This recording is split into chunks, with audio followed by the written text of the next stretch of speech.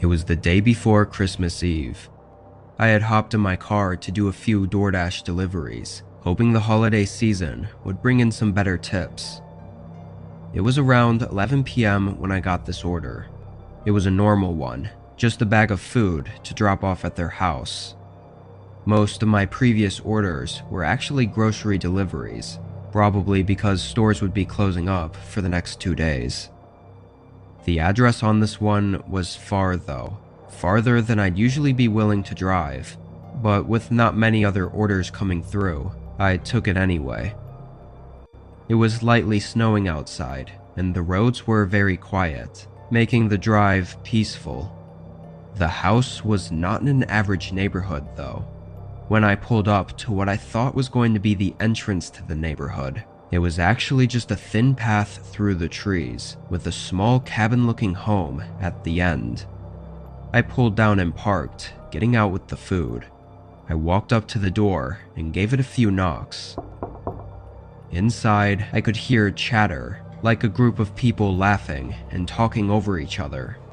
It sounded like so many people, I was actually confused on how they could all fit in such a small cabin. There was also something strange about the way it sounded that just didn't seem right. Something was off. Then the door opened. A man stood in front of me, and the contrast to what I expected had me put off for a second. The inside of the house was still, motionless. Nobody was running around, and most of the lights weren't even on. And yet, the sound of a huge holiday party was coming from the small room at the end of the hallway. The man smiled at me. "Why don't you come bring the food inside? They'll be happy to see you." That was an odd thing to say. I began stuttering, trying to say no and make up an excuse, but the man interrupted. "They just want to thank you for working during the holidays. You'll be glad you stopped by." All the while he was saying these strange and honestly creepy things, the chatter in the back of the cabin continued, until it suddenly cut out. Just like that, the cabin was quiet. It was like a recording or tape had stopped playing.